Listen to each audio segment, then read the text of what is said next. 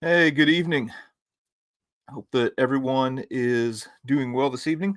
I thought with this winter storm that is moving across the United States, that might be a good time to jump on a live stream and kind of reconnect with some people. We've done some live streams lately with guests, but it's been a little while, since maybe a month or so since we've done just a regular live stream hanging out. So got a few things that we'll be kind of digging into and looking at and answering any questions that you might have along the way. So, Grant, what's his name behind you? Um, his name was Dinner, but anyway, yeah. So I've been kind of watching the weather and yeah, seeing that at all kinds of different places across the United States, people are getting varying amounts of snow, which I personally love. This is my favorite time of year. Um, I I hate the summer. I despise summertime with a white hot passion. I hate the heat. I hate mosquitoes and ticks and all kinds of things like that. But I love wintertime. Um, especially when it snows. The more snow we can get, the better. Now I know not everybody feels that way, but anyway. So I'll try and keep up with the chat and the questions as much as I can, but sometimes things get to moving a little bit fast. So um, uh, the super chats are easy for me to see, but if I don't get to your question, maybe just kind of hit me up again later, and I'll try and answer any questions that that you might have. Uh, so first off, we just finished up the Guadalcanal series. Oh, by the way, we're gonna do something a little different. We're also gonna do some unboxings this evening. I've been saving up a whole bunch of mail, and I don't have anything as cool as an unboxing like what we have with Eric at the Gettysburg Museum of History. But I do have some things that I don't know. Maybe you'll find interesting. But uh, anyway, just finished up the series on Guadalcanal. And one of the common questions that I get are book recommendations. So I thought I would show you the books that I read to get prepared for the Guadalcanal series. Number one, this is considered kind of like the the go-to resource for all things Guadalcanal, and that's just the book Guadalcanal by Richard Frank. This was kind of my primary resource going into the Guadalcanal series and getting prepped for that. Uh, I even did I take that book with me? I think I took that book with me. That way, in the evenings, if I needed to reference something, I would. So Richard Frank's book and Dave Holland from Guadalcanal Walking the Battlefield were my two main resources for like the whole overarching thing with Guadalcanal. Speaking of Dave, if you didn't catch it already, he has a book that he has written. It's going to be released in October, but it's on the fighting in the area of the Matanical in Guadalcanal, and you can go pre-order that on Amazon now. And yeah, it's going to completely transform. I know a little bit about the book, and it's really going to add to the whole Guadalcanal campaign and our understanding of it. It's going to go into even. Oh man, I just knocked down one of my boxes. It's going to go into even more depth as far as the Matanical stuff goes than what Richard Frank does in his book. A few other books. Classic Guadalcanal Diary was another one. By the way, if you hear some background noise, there was a phone that just rang. I'm at my house. Guadalcanal Diary was another one that I wrote. This was written just shortly after the Guadalcanal campaign. Richard Tregaskis was there on Guadalcanal, and you get to kind of see his firsthand accounts of what happened in the very beginning of that campaign. Let me find a good place to set this. Let me set it back here. Another one. Now, I'll admit I didn't read this whole book just because I didn't have time. I only read the part that was connected to Guadalcanal, and that was this one. I'm staying with my boys, about the life of John Basilone. So, of course, we had an episode on John Basilone and also another one on Coffin Corner. I still need to go and finish the rest of that. That's not usually my habit. I'm kind of obsessive compulsive when it comes to book reading. Like, I can't just go in and read a part of a book and then, ditch it. I typically have to consume the whole thing. And then there's another, I don't see it now, but I've got another, like a little Osprey book on Guadalcanal that was really helpful. They kind of condense big campaigns into small books, and it's really, their books are really, really good. And I don't know where that one is right now. I'm not seeing it. But anyway, another one that I read, especially to get ready for the Alligator Creek part, which ended up being a little bit disappointing because of what the Chinese have done to Alligator Creek. But Helmet for My Pillow, which again was another really good book. This was one of the books that the series The Pacific on HBO was based on. And I remember when I had never read Helmet for My Pillow before. So getting ready for the trip, I read the book, and then I think I posted something online about it. And I had this dude that just like completely eviscerated me for reading this book. He's like, "Oh, okay, well, I guess he was calling me kind of like a fanboy or something like that of the show The Pacific." He's like, that book's been around for years, but you didn't even worry about it until The Pacific came out, or something kind of crazy like that. And I was like, well, at least I'm reading it. And man, there are a lot of classic books that I haven't read. There's a lot of classic movies that I haven't seen. So never rip somebody for reading a book. Anytime somebody's reading a book, that's a good thing. All right, let's see. Let me tackle this super chat here. First off, thank you, Eldon. Appreciate that. Thank you for everything you do. Did you go to the old Chain of Rocks bridge when doing the last video? Here's something for your trip, gas, food, drink. Oh, looking forward to Louisville this weekend. Yeah, man, looking forward to seeing you all too. And thank you for that super chat. I really, really do appreciate that. To answer your question, I drove by the Chain of Rocks bridge. I didn't go out on it.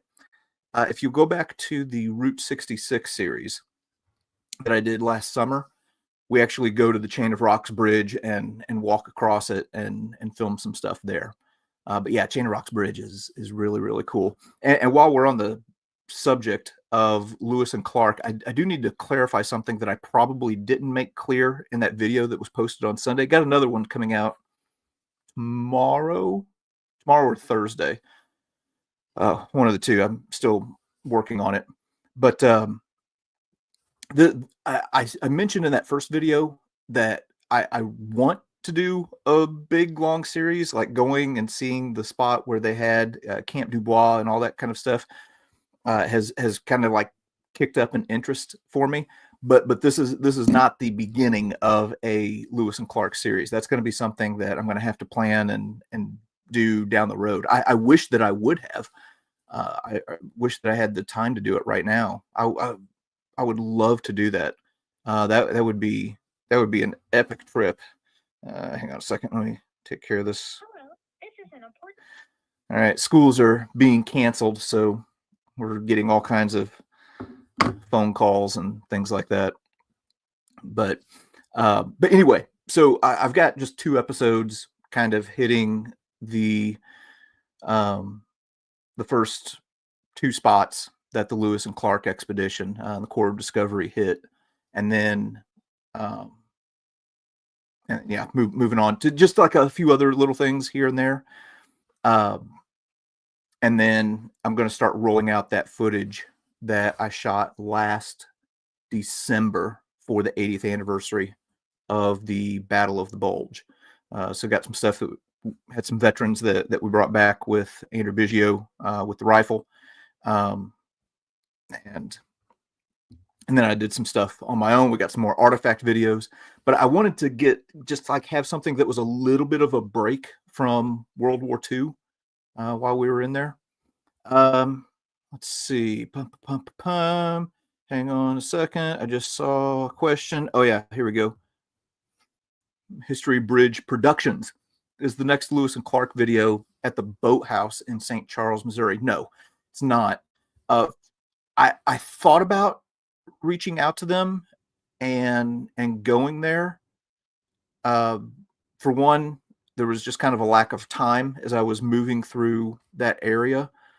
I ended up spending more time at the other two places than what I anticipated, and I also kind of thought like, okay, I'm going to do the whole route one of these days. So I decided to kind of take the Boathouse, and if they'll allow me to come and film there, I'll just kind of put that in my back pocket for now. And then if and when I do get to the point where I do a Lewis and Clark series tracing their route all the way to the Pacific, that'll probably be the first episode that I'll do. Because that's actually where, so the core of discovery, I didn't really make this clear in the first video, and I didn't even make it clear in the second video that is going to be coming out soon. The core of discovery leaves from Camp Dubois. That's actually Clark that leaves with the core of discovery. Meriwether Lewis had to go down to St. Louis, and then he traveled over land and met them at St. Charles, and then the whole core of discovery leaves out from there. So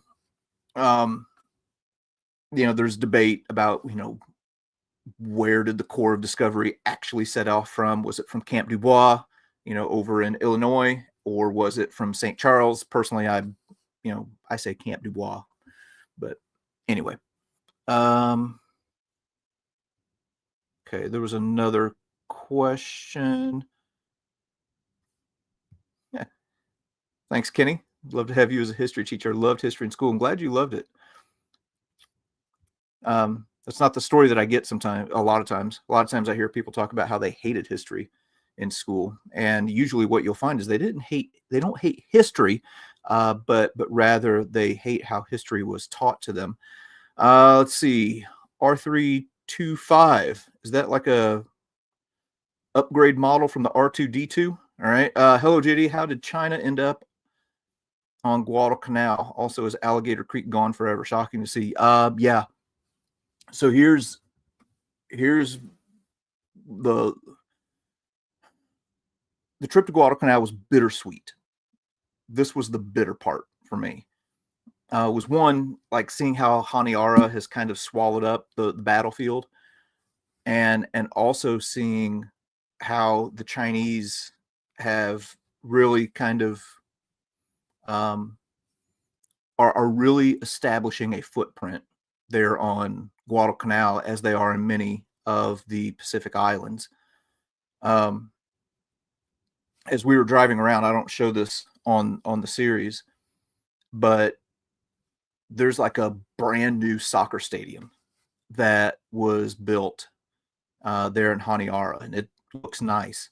And out front, there's a sign. I can't remember the exact wording of it, but it's basically saying, hey, this was built for you by, the Chinese, whatever.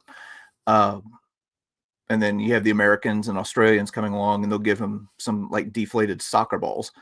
Okay, well, the people of Guadalcanal are like, oh, wow, look here, China's building us this nice new soccer stadium. There was a hospital that was being built there.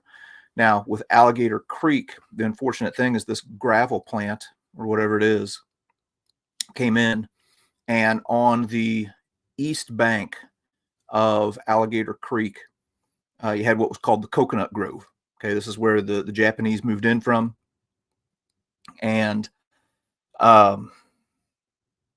following the initial actions, there's some tanks that go through and clear that area. And if you go to you can see what it used to look like. It was beautiful, and was an important site not only to the Americans but to the Japanese. And this Chinese company came in, bought it up, leveled it, and built this stupid gravel facility. And on top of that is severely restricting access. So, yeah, pretty unfortunate. There's been a whole lot of stuff in U.S. news lately, and I don't want to get into any politics here at all. There's been a lot of stuff in the U.S. news lately about some revelations of government waste. As a matter of fact, hang on a second. Because I was just looking at some of this stuff earlier. But government waste is something that is nothing new. I remember back in I think it was the 90s, there was talk about how much NASA had spent on a toilet seat, how much they had spent on a hammer. All right, listen to this. Here's some recent things that have been revealed that the U.S. government has spent money on. $10 million in Mozambique for voluntary medical male circumcision. $486 million to the Consortium for Elections and Political Process Strengthening, whatever that is. $20 million that we sent for fiscal federalism in Nepal. $19 million for biodiversity conservation in Nepal. $1.5 million for voter confidence in Liberia. $47 million that we sent somewhere for improving learning outcomes in Asia. So you look at all this stuff, and I'm not saying that all government spending is bad, even though I lean to be more of a small government guy. Look at all these millions that we spent, and I think, okay, what if we took that, those millions of dollars that are being sent, and rather than the Chinese buying the coconut grove, we buy the coconut grove. There are places in Europe, especially in the Pacific, a lot of endangered battlefields. To me, that's a better long-term investment. Hey, 6 questions, Lentz. Great job on the history showdown. Are you surprised at how well you performed? Yes, I am. What he's referring to is on Mr. Terry's channel. He's been running like this history Jeopardy tournament thing. And basically he's getting like all these different history content creators on YouTube that are competing against one another. All right. So in the first round, I was up against Chris Mowry from Vlogging Through History. And I told Chris just on the side, before this all started, I said, it kind of stinks that I was going up against him in the first round. I was like, I'm going to get smoked. And I said, either you or Matt Beat are going to win this whole thing. I'm pretty confident. And anyway, I got really lucky on that first one and was losing the entire time. And then ended up beating Chris on the very last question. And then last night played against Matt Beat and ended up winning that one as well. So yeah, nobody was more surprised about that than me, because those guys are sharp and they have a really broad knowledge base that I just don't have. Hey, College Traveler gifted 5 History Underground memberships. Hey, well, thank you, man. Appreciate that. World War I Museum has a special exhibit on chaplains right now. Well done. Interesting. I think I might be going to the World War I Museum here in a few weeks. Okay, let me... Oh my gosh, I am so stinking far behind. All right, here's another one. Brazil's Legacy 20. Oh, wow, thank you. Appreciate that. Love the Guadalcanal videos. Thank you. Hope that you're able to do a Lewis and Clark adventure. That's something I would love to do myself. Keep the great work. Maybe I'll see you at the Show of Shows. That brings up a good point. Show of Shows is coming up this week in Louisville, Kentucky. If you don't know what the Show of Shows is, it's like this big military artifact gathering, convention, trade show type thing. But yes, I'll be there definitely Friday and Saturday. Also with us, and I think it's going to be at the back table, I got Eric Dorr from Gettysburg Museum of History, and also Dale Dye, who you may know from Saving Private Ryan and from Band of Brothers. He played Colonel Sink in Band of Brothers, was also the military advisor that kind of run all those guys through boot camp. I think where he got his start was on the movie Platoon, if I remember right, running those guys through a boot camp type thing. But he will be there. He wrote the foreword, to the book Fierce Valor by Eric Dorr and Jared Frederick. So they'll be there meeting people and signing autographs and stuff like that. And then also back there with us will be Andrew Biggio, who wrote The Rifle, and we have 2 World War II veterans who are going to be with us. Jack Moran, who you've seen in several of the videos that we've done, and you'll be seeing him some more in these Battle of the Bulge episodes that are coming up, and also Christy Fear. So anyway, opportunities to meet World War II veterans are less and less every year. So thankful for these guys coming out and giving up their time so that people can shake their hands and talk to them. All right. Let's see. I'm just gonna skip way down here. Oh, here we go. Hang on. Grant, thanks, man. 6 questions. JD smashed ETH in that game. Never stood a chance against JD. No, I barely squeaked out a win. Chris is actually going to be coming back into the tournament in a wild card round in the semifinals. So I've got my money on Chris. His channel with the vlogging through history, he does a lot of reaction videos, and he does all those live. He doesn't watch them beforehand. And I could never do what he does because I honestly don't have the breadth of knowledge and depth of knowledge that he does on a lot of these things. My focus is honestly quite narrow. I'm interested in everything and I want to learn about everything, but I mean, especially when you start getting into ancient history and British history and stuff like that. I mean, I know just enough to be dangerous, but those guys really know their stuff. All right. Let's see. Are you going back to Andersonville prison? I mean, I would like to. I have an ancestor who was there. As far as doing something for the channel, when I was there, it was shut down for COVID, and their museum was shut down. So I wouldn't mind going and seeing their POW museum there. Let me know if you decide to auction off the Lewis and Clark toilet seat. If you don't know what he's talking about, go back and watch that Lewis and Clark episode. It's the most recent one on the channel. Yes, Lisa, World War I Museum in Kansas City is what I'm assuming they were talking about there. Okay.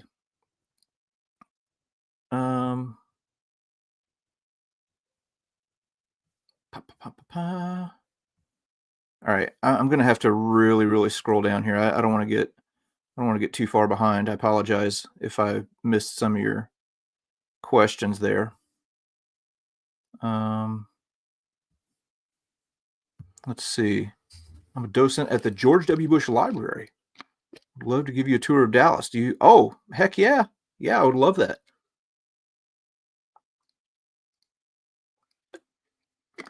Yeah, that'd be cool. My issue right now is just time.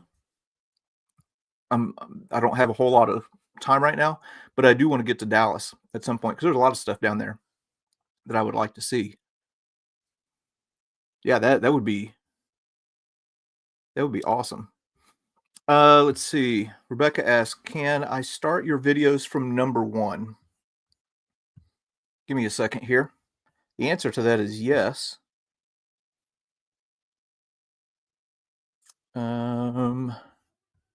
Let me share my screen here and let me just show you what you can do. Share screen. All right, so let's go to the YouTube. All right, so there. Here we go. We got a vlogging through history video that just came out 6 hours ago and already has 24,000 views. Wow. Yeah, here's the little showdown that I had with Mr. Beat last night. You can watch that as well. But anyway, let's go to the History Underground. And if you look at this tab, so you can go videos, and you can start with the oldest right here. That would be one way to do it. All right, you can see all those old videos. Don't judge me too harshly, though.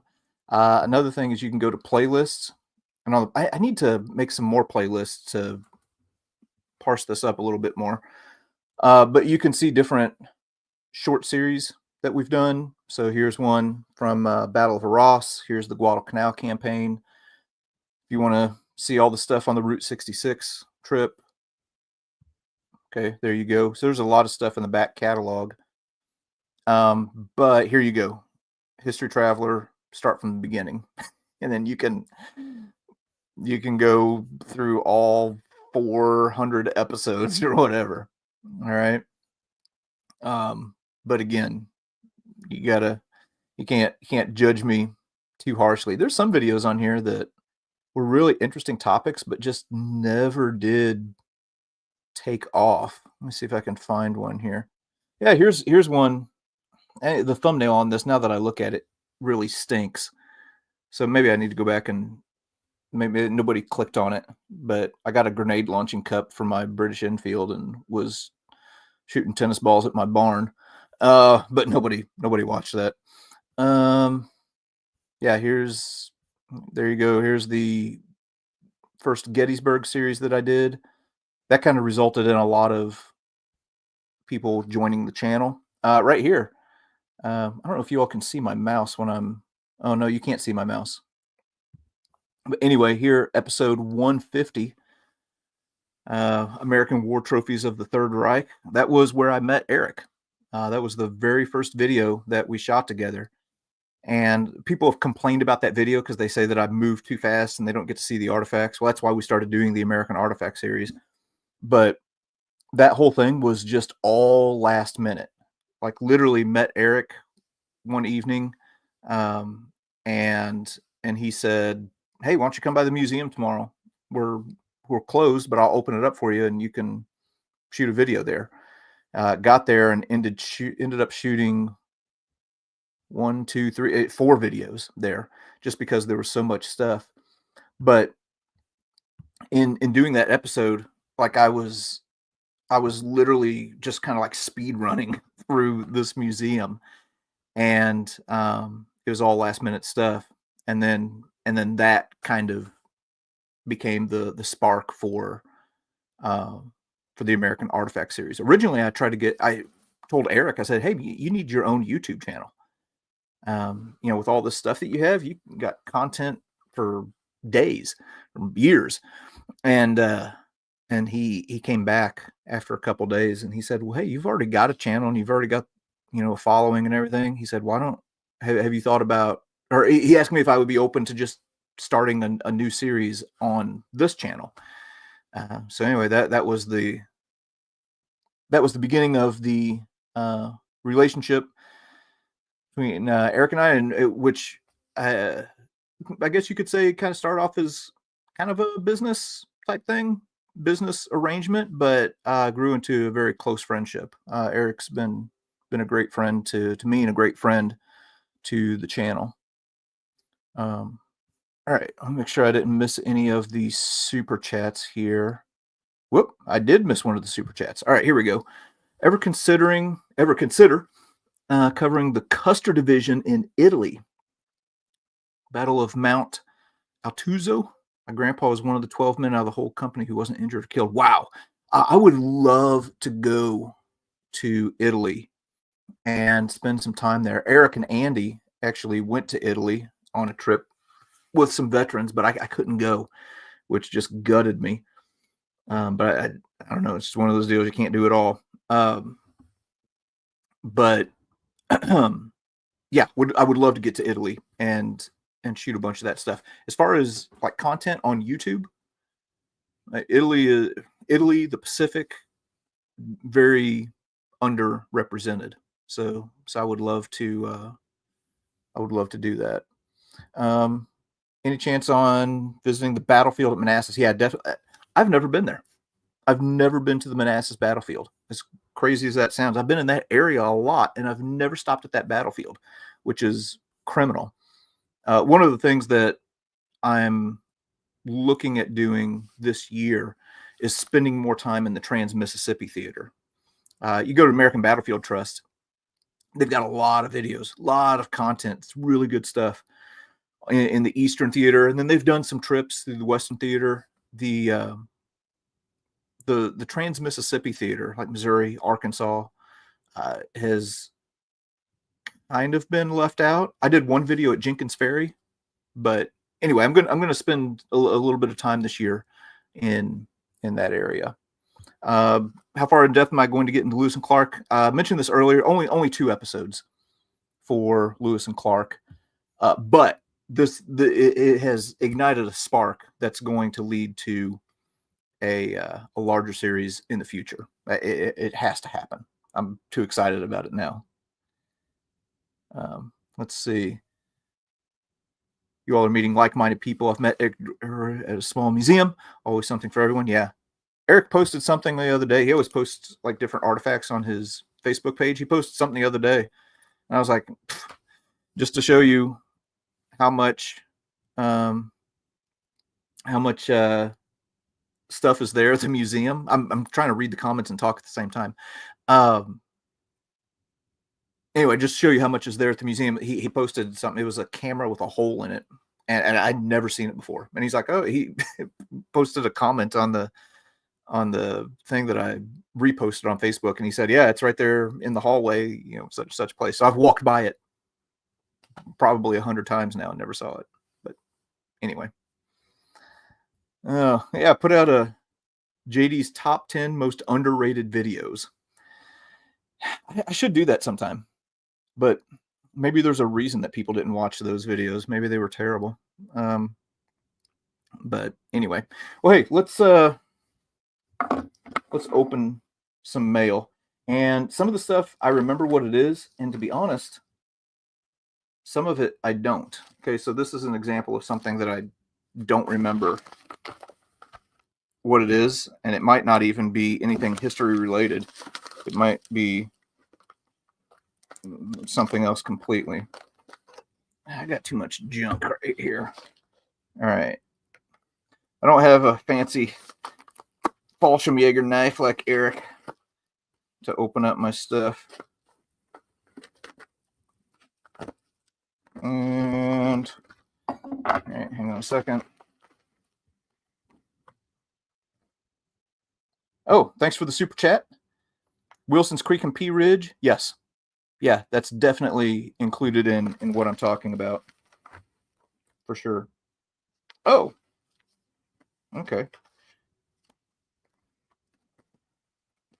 I remember this now. This is something that I picked up off, I think was it eBay? Maybe? But anyway, it's a whole lot of, oh, let me get rid of that comment. There we go. Thanks for that, by the way. A lot of German photographs from World War II. These in particular are groups of wedding photos. So even though Germany was on the wrong side of history in World War II, like the war definitely left a scar, and there were a lot of kids who were orphaned, a lot of women whose husbands never returned home. So yeah, looking at like old family photos and wedding photos and stuff like that, just kind of, I know it's sad, I know, but it puts an exclamation point on the cost of that war. That again, even though the Axis powers were clearly in the wrong, it kind of shows you just what the impact is on a nation that wages a war of conquest. Okay. Let me see. All right. Let's see what we got in here. Somebody, this was from St. Louis, where this got sent from. It was kind of strange. Usually, Eric is the one who's doing all this stuff, opening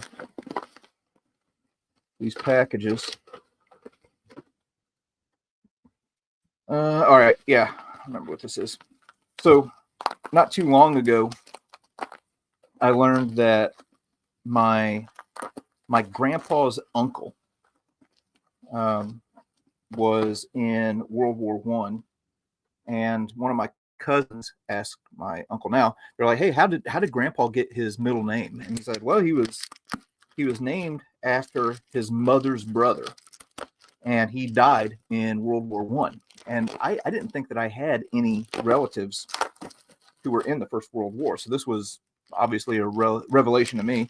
Really perked my ears up, and started doing some research on him.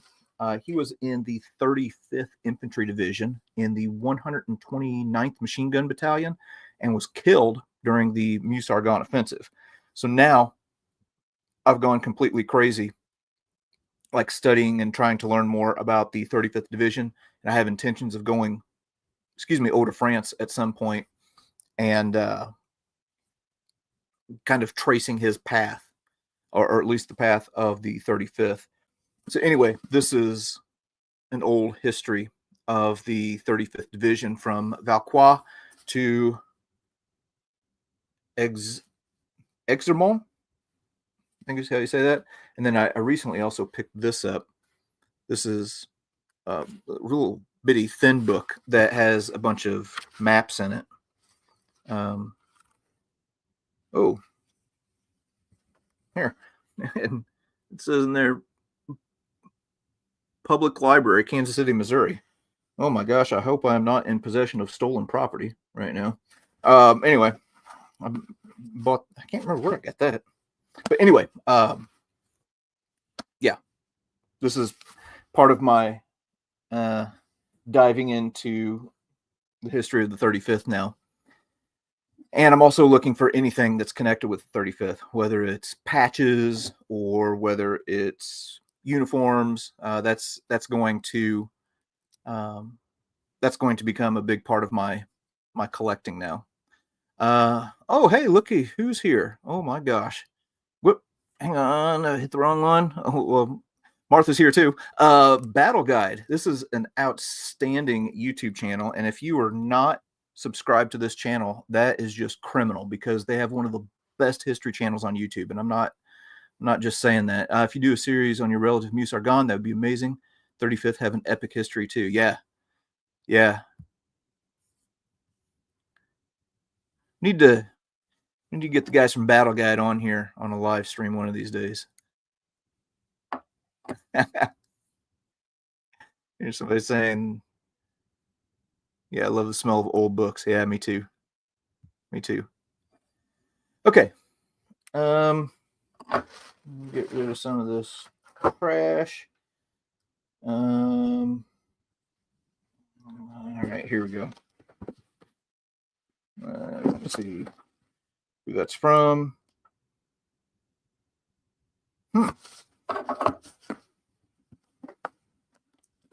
Some of these I've been holding. I've had this idea for a long time about doing a live unboxing. And some of these things I literally got maybe 2 or 3 months ago. And oh, good grief, we got packing peanuts in here. So this is going to be a mess. All right, heck with it. I'm just going to make the mess and clean it up later.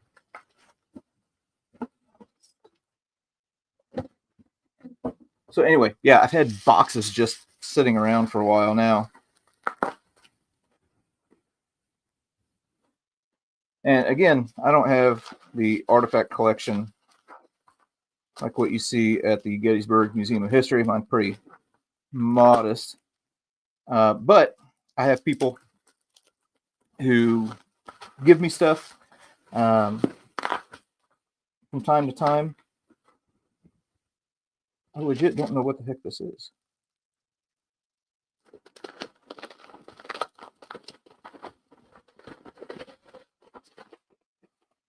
Oh,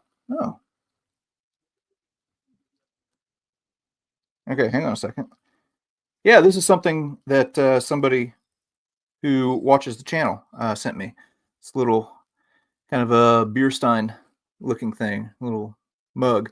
So anyway, yeah, that kind of segues perfectly into what I was just getting ready to say. Um, Hang on, I'm getting distracted by this now. But some people will have things that they find in the attic. Excuse me. And they're like, well, my grandpa was in World War One, grandpa was in World War Two. Do you have any use for this? So in some cases, it can be stuff for the museum. Some cases, it's stuff just my personal collection that I'll use in classrooms as teaching aids and things like that. Okay.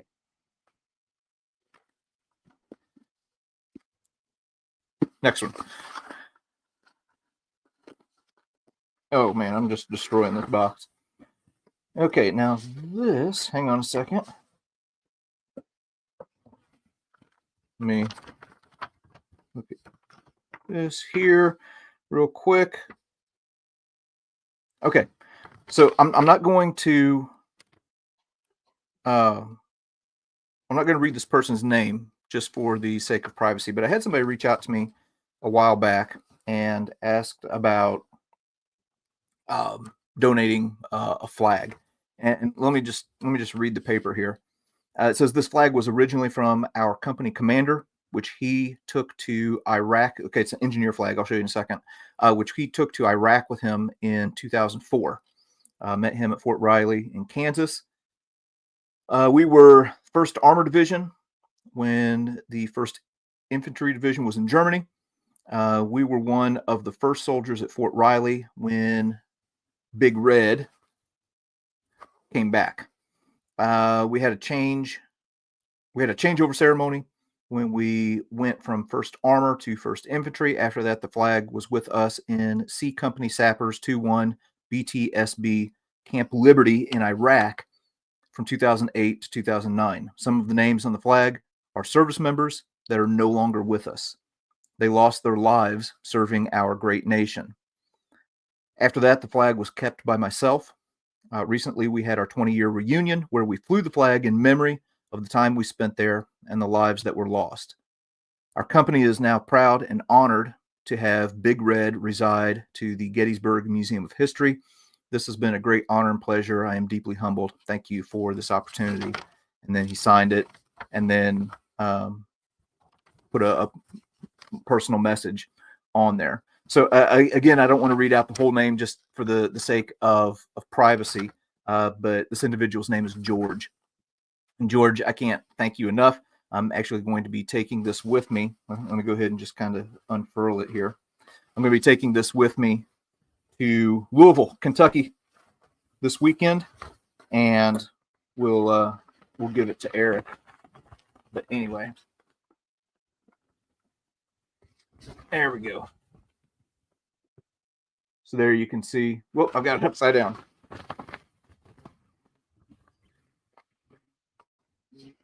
There we go. So you can see where some of the names have been added. Oh, this is hilarious. Eric is calling me right now. Hang on. We're just going to answer it. Hello? Hey, buddy. Hey. Hey, when are you coming home here? Are you coming on Thursday? Yes. Hey, your room if you want it. They never canceled your room. Oh, no, I called and added it the other day. Hey, you want to know something hilarious? So I'm on a live stream right now. So I'm going to put you on speakerphone. Okay. Okay, we're checking in. So we're good. Okay. All right. Hang on. Hang on. I'm going to put you on live on speakerphone. Okay. Whoop, I accidentally just put you on mute. Hang on. Okay, there we go. All right. So anyway, you're on speaker right Okay. now. This is actually hilarious that you're calling me right now because I'm doing a live unboxing and with just like little stuff that I have. But there's somebody who was in Iraq in an engineer unit that sent a signed flag, and it has names of some of the guys that were lost in Iraq that he's donating to the Gettysburg Museum of History. So I'm going to be, that's amazing. yeah, I'm going to be bringing it with me down to Louisville. So that's really wild. We just landed and we're checking in, and there's like flooding down here.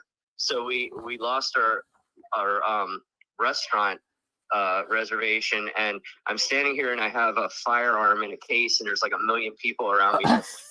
My life. I haven't flown with a firearm on an airplane in like 10 years, so it was kind of sketchy, but that's really cool about the flag. Yeah. Wow, I can't wait to see it. Yeah, I literally just pulled it out of the box, and it's amazing. So what kind of flag is it? A US flag? It's or is it an Iraqi flag? No, it's a US engineer flag that was flown okay, cool. at camp.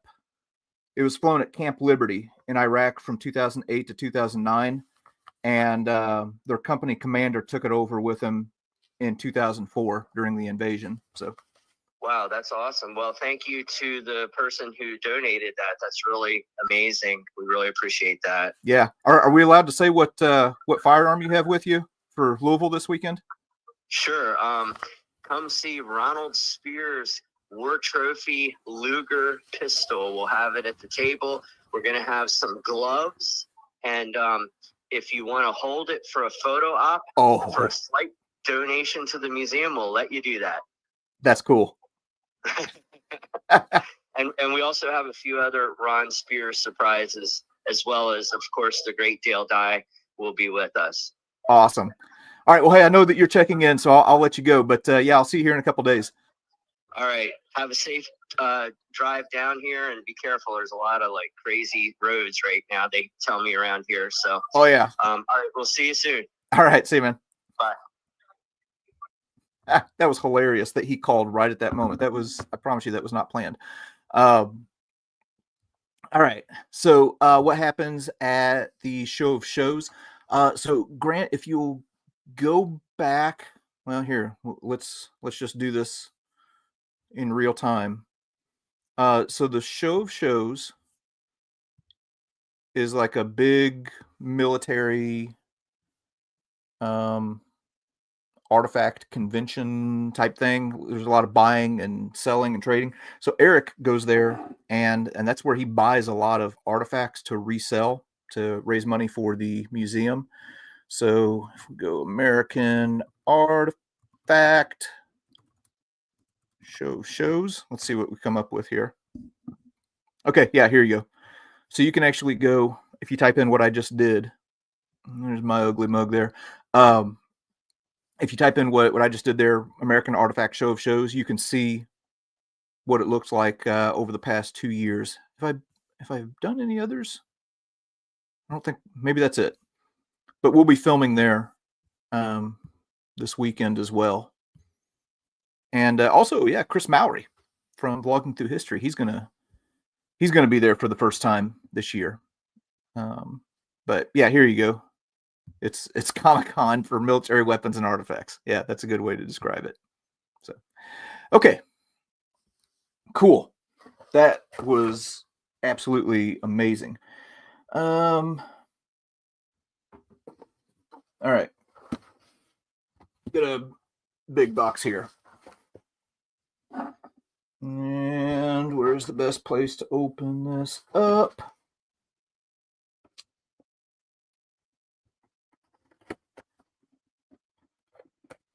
And here.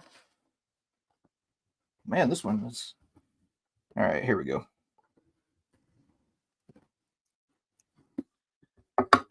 Let's see. Trying to kind of look at comments and everything like that.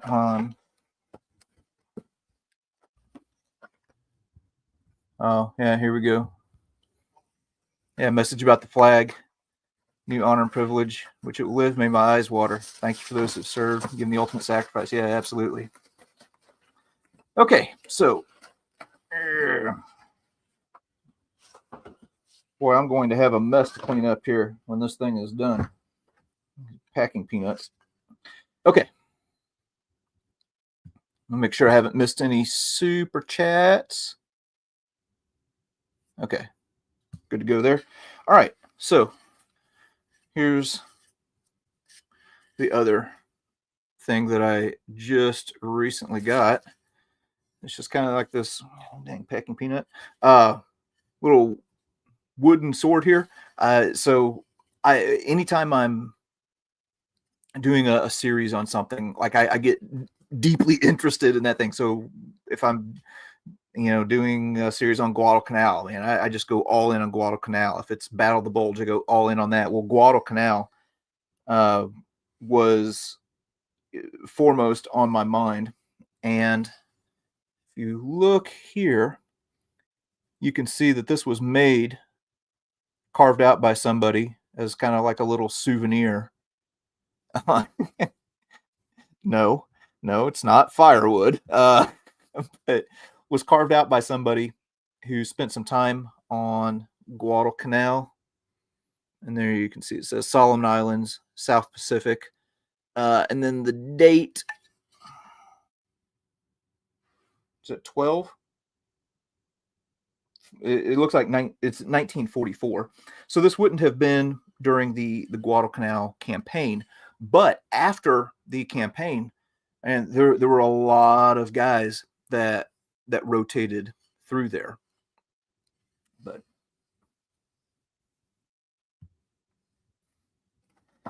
so I've heard rumors that yes, Taylor Swift is a huge history fan. Her grandpa was on Guadalcanal, Archie Swift. That whole thing with the Taylor Swift deal was wild. And if you don't know what I'm talking about,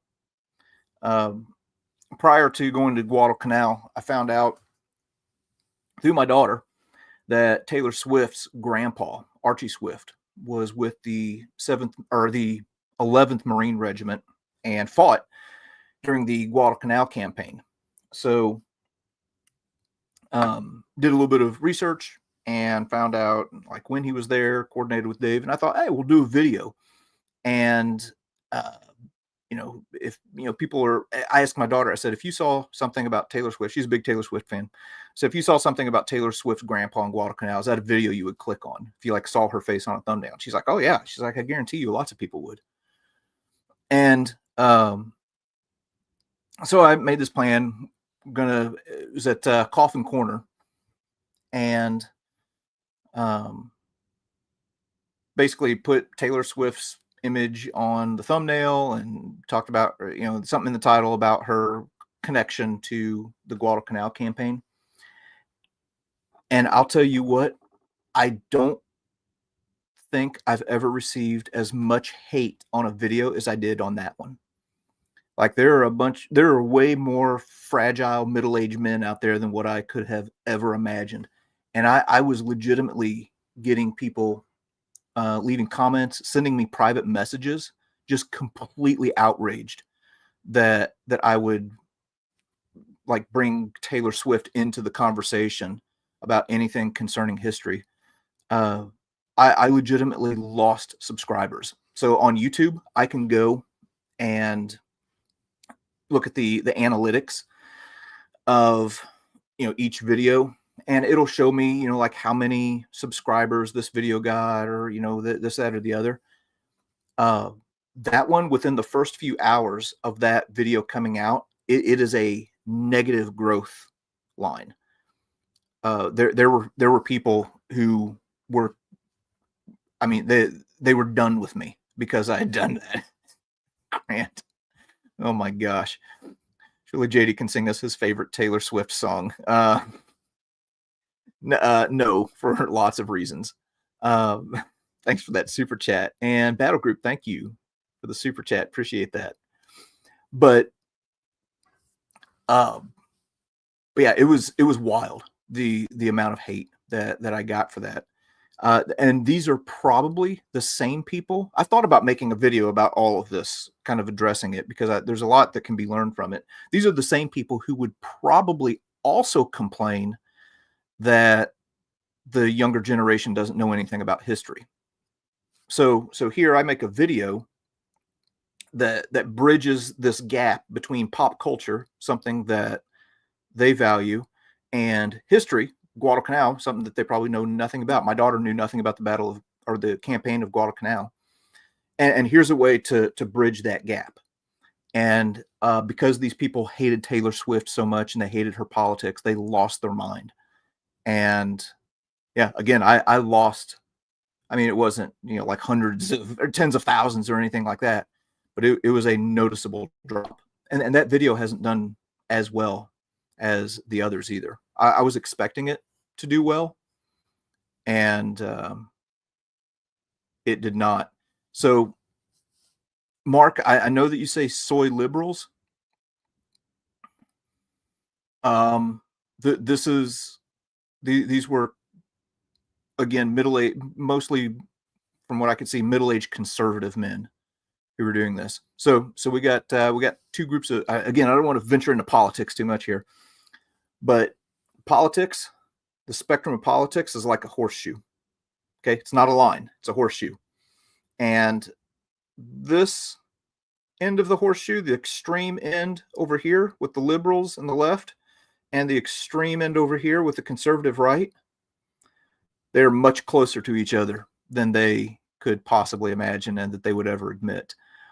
And these were some snowflake conservatives that were losing their mind on this.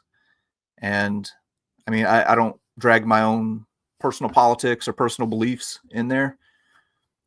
I mean, if you watch the channel enough and hear me talk enough, you probably can kind of guess which way I lean. I mean, I've got a deer head hanging on my wall, for crying out loud.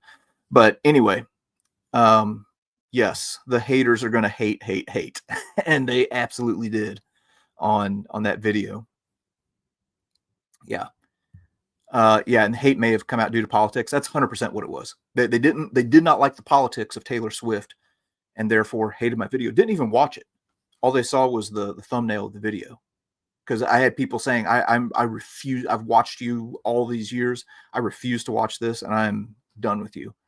I wish I could show you some of the private messages that I got. It was wild. I've never seen anything like it. I can't imagine being that soft and fragile.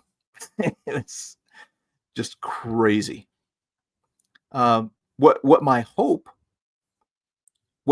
was is that people would see that video and be like, oh, I know somebody who's a big Taylor Swift fan.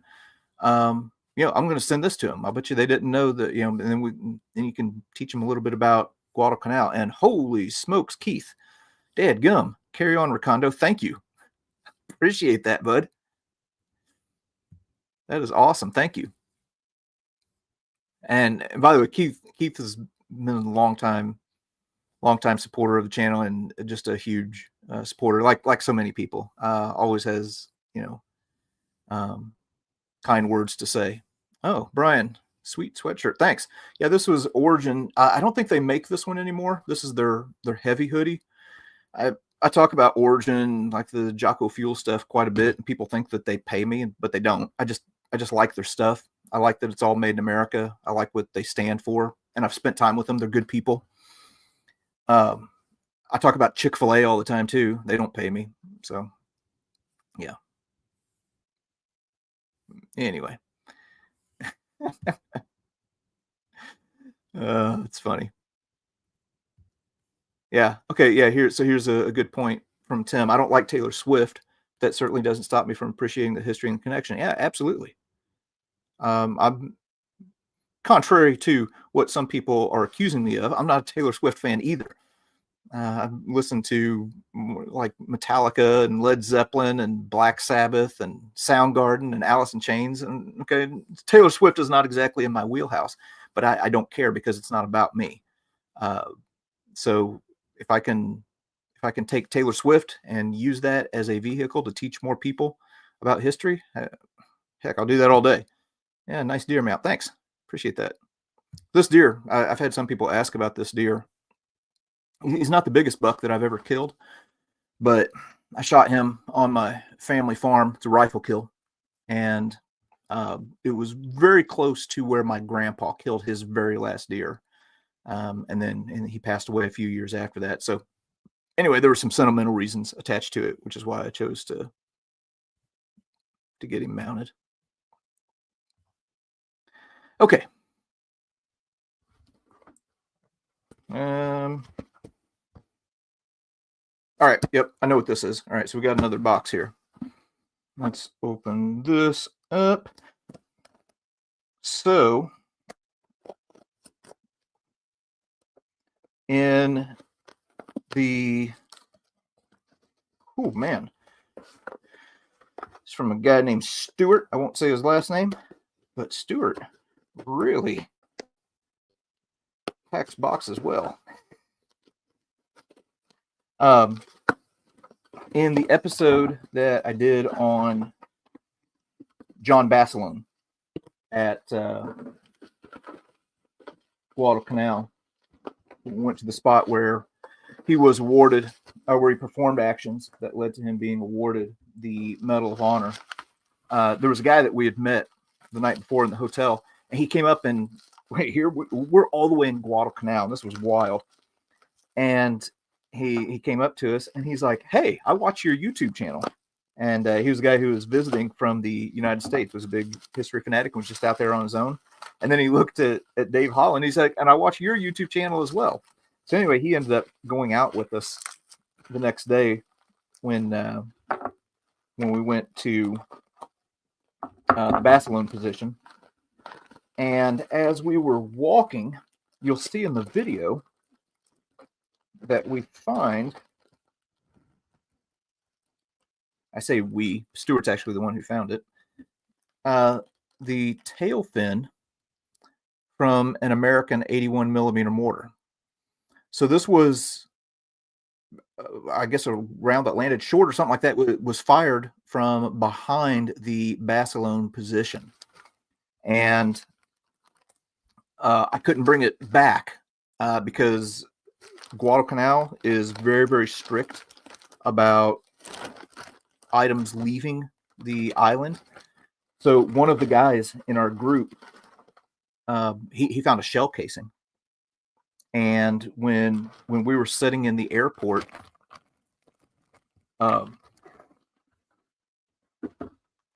this guy's name got called over the loudspeaker to report to such and such desk, and went and they found this empty, rusty shell casing and confiscated it.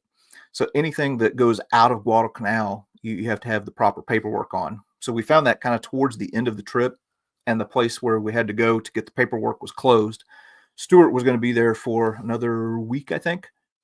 So he offered to go and take care of all of that for me, and then mailed it. So they have issues in Guadalcanal with a lot of unexploded ordnance. There's a lot of live grenades. And I know a story of a guy who went to Guadalcanal, and I won't give the source of the story or anything. Went to Guadalcanal and wanted to bring home a souvenir, and that souvenir was a live grenade. And yeah, he could have gotten some big trouble for that. Okay. Let's do one more. And yeah. So on, was it New Year's Day? On New Year's Day, I did a live stream with a bunch of YouTube creators. So if you go to the live tab on YouTube, you can catch all of the old live streams. And anyway, did a live stream with a bunch of content creators on YouTube. And one of them was Mike from the channel Iron Mike, which is a metal detecting channel. He goes to a lot of battlefields. And I got to check something here real quick.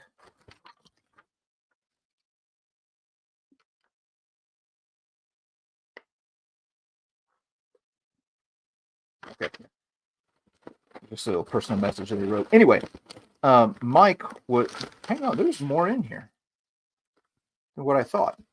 So Mike from Iron Mike Metal Detecting was on there, and he had a gift that he was wanting to send me, which was kind of funny. But anyway, that just came in not too long ago. And yeah, here it is.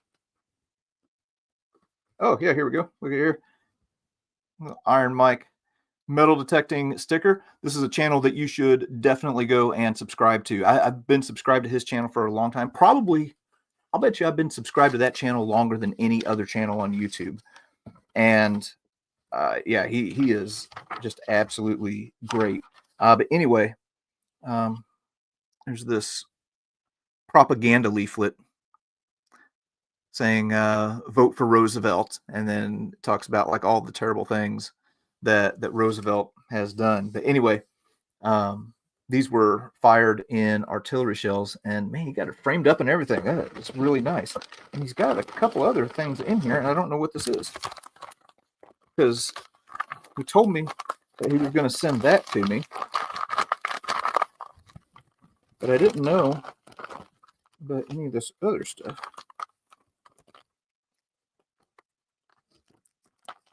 Ah. Oh, dadgummit. This tape. I'm about ready to tear this bag to shreds. Oh, check this out. Okay. So, wow, this is really clumsy. I'm trying to open this stuff. Yeah. And some, he's got all kinds of cool swag. I'm kind of feeling a little bit inferior right now that I don't have a bunch of cool stuff. Little bottle opener there. Yeah, let me just set this here. Oh, dude. So these are fragments of German dog tags that he's unearthed. Oh my gosh, that is cool as heck.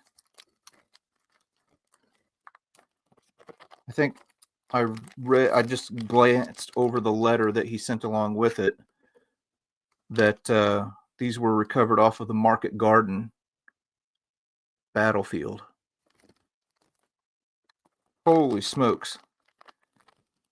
All right, let me just set that aside. All right, there's actually 2 more of these in here.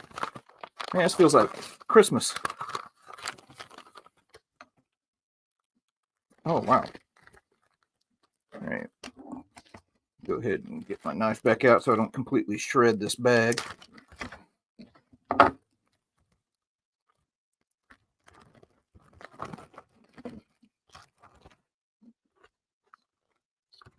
Oh, interesting.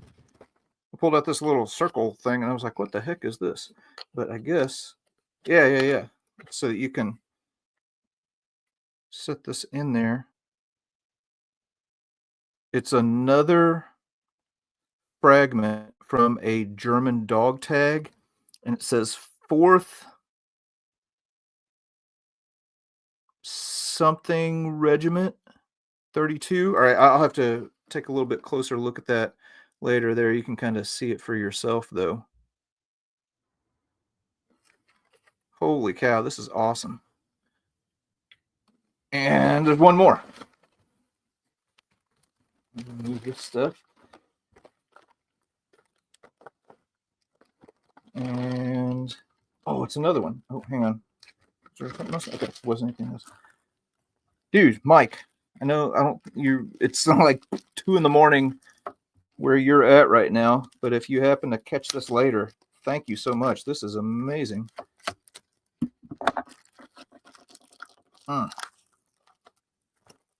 And wow, they have really good tape in the Netherlands.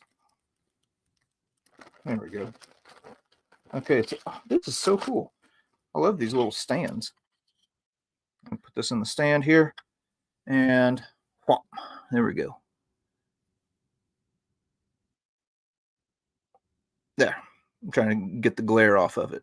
Yeah, another part of a German identity disc. And that one says, I can't read it in this light. But either way, that's amazing. Okay, cool. Well, yeah, that had a nice little surprise in it. So yeah, again, go to go to Mike's channel and subscribe. The stuff that he pulls out of the ground is just phenomenal. And one of these days we're going to get together and go to a battlefield and film some work together. All right, let me catch up. I think there were a few more super chats. Ryan Siaga, I hope I didn't mess that up. Thanks to you, we visited Gettysburg Museum of History a few weeks ago. Went to the photography museum next door and met Ron Palm. He had great things to say about you. Ron Palm is such a great guy. He is the nicest guy in the world. And I would say, I mean, if you're talking about places in Gettysburg that are highly underrated, that's one of them. He has such an amazing, probably one of the best collections of Civil War, like original Civil War photographs, and has done a lot of good things to, help advance history in Gettysburg. Yeah, his museum is awesome. And it's just a few doors down from the Gettysburg Museum of History. So that's kind of like a package deal. Like if you go to the Gettysburg Museum of History, the next thing you need to do is just hop a few doors down and go to Ron Palm's Museum of Civil War Images. Oh, it's so cool. Let's see. Matt Miller, thank you, man. I have nothing fancy or smart today. A few beers in. I just wanted to support you. Call if you need a World War II trivia partner. Oh, thank you, Matt. I really do appreciate that, man. And I can sympathize with not having anything fancy or smart to say. That is kind of my life. Look at here, Crystal Cone, member for 28 months. Appreciate that. Yeah. So yeah, there's what the member thing is. YouTube has memberships where you can financially support creators. Patreon is probably a little bit better because they take less of a cut. So more of your dollar goes to the creator through Patreon, but I'm appreciative of any of it. And really anybody who at least like takes the time to watch a video, it's wild to me that people do that. So yeah, people who watch, share, subscribe, all that stuff, it's all very much appreciated. We're going to kind of wrap things up here. I'm going to tackle a few more questions. Is Tarawa in the future? I've been looking at Tarawa. I've heard that Tarawa has a problem that is similar to Guadalcanal, at least Honiara, in that it is there's a garbage problem. That was one of the unfortunate things in the series with Guadalcanal is in the city of Honiara, which has swallowed up a lot of the battlefield. Man, there's a lot of trash, and there was some stuff that I didn't show. I mean, it was so incredibly bad that I couldn't show it. So I wish that, like, if the U.S. is going to just send money other places, I wish that we could invest in things like that, like preserving battlefields and cleaning them up and preserving them for future generations. The mouth of the Matanikau, it may have been in the form of a YouTube short. I definitely posted it on like Facebook and Instagram. The mouth of the Matanikau was such an unbelievably just trashed up place. I've never seen anything like it. And I've been to, some third world countries, and I've seen some pretty terrible stuff. The amount of garbage and trash there, and just I felt bad about it. Okay, so I'm not saying this to be critical. So unfortunately, when people were watching those episodes, they weren't really focusing on the history. All that they could focus on was the trash. And I tried to avoid that as much as I could, but it is what it is. Now, once you get outside of Honiara, you can see, like when the video where I go to the Gifu, Tulagi, Gavutu, Tanambogo, Bloody Ridge, those places, I mean, it's beautiful. Akoli Point, oh my gosh, it was so nice up there. It was hotter than heck, but it was so nice. But man, in the city, it was rough. So my fear with Tarawa is that, I mean, it's a tiny island, and I'm just like, man, um, if it's trashed up as bad as what I hear it is, that's going to be a difficult one. But I do want to go to Tarawa. Let's see, Iwo Jima. Iwo Jima's tough. Here's the problem with Iwo Jima is, okay, you're going to get JD's personal opinion here now. I don't know that the U.S. should have ever given that island back. I wish that the U.S. would have kept it instead of returning it back to the Japanese, because what the Japanese government does now is they restrict travel to the island to basically 1 day a year. You can go on the anniversary. There's a few different companies that you have to go through. You get about 6 hours on the ground. They have a ceremony. You can go up to Mount Suribachi, back on the plane, back to Guam. If you want to see a really good video on, spending a day at Iwo Jima, Jared Frederick with the channel Real History did a real good video where he just kind of basically strapped on a camera and just walked and talked along the way. So I'm not ruling out Iwo Jima. It's just that with how I do things, I would have to restructure everything in my brain as far as how I make videos to go to Iwo Jima, because I'll go to a place and I pick it apart. I'm like, okay, here's one episode on what happened right here in this area. Here's one episode that happened right here in this area, and and I'll try and show the bigger picture. There on Iwo Jima, I would basically be going and showing Suribachi, and yeah, that's it. Will I ever visit the Eagle's Nest? Is that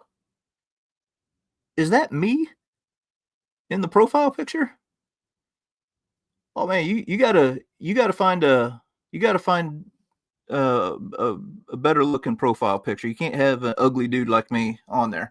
Yeah. So if you go here, let's share the screen out again. That's funny. By the way, I'm flattered that you got me on the profile picture. I remember you. Yeah, I remember when we took that picture there at the Gettysburg Museum of History. Hang on. Let's go here. And let's go videos. Popular. So holy cow, that video's got 6.2 million views now. So yeah, here's one video that I did at the Eagle's Nest. So if you go there and click popular, that pops up. And as a matter of fact, if you'll go and type in History Traveler Eagle's Nest, there are a few videos that I've done there. Okay, yeah, here's one where I went with Matt Leach, who was in the series Band of Brothers. And then we've got this one, episode 276. That was down at the bottom of the hill at the Berghof. And then we also have some American artifact videos from up there. So we got 2 or 3 from that area.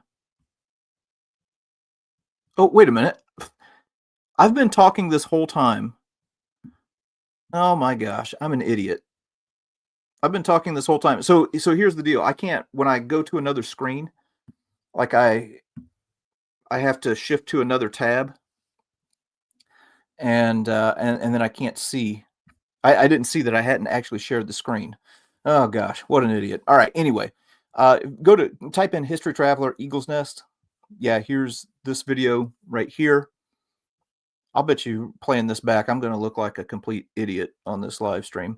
6.2 million views. Here's one that I did with Matt Leach, who was in Band of Brothers. And then if you scroll down, there's some American artifact videos that we did at the Eagle's Nest as well. All right. Oh, goodness.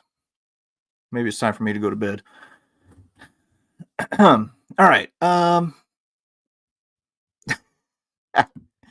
Grant's got the jokes tonight. Yeah. Oh, yeah. So, yeah, Matt, you're not sharing your screen. So the fact that I had to go over to another tab, like I couldn't even see the comments at the time. So everybody who's saying, "Hey, moron, you're not sharing your screen," I couldn't even see that. And yeah, that particular video has 6.2 million views. That's the most viewed video on the channel, which is crazy. Yeah.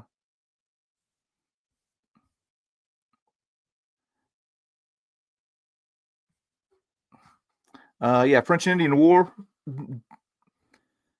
There was a guy early on in the channel, and I can't remember his name, but like every single video that I posted, he would ask when I'm going to do something on the French and Indian War.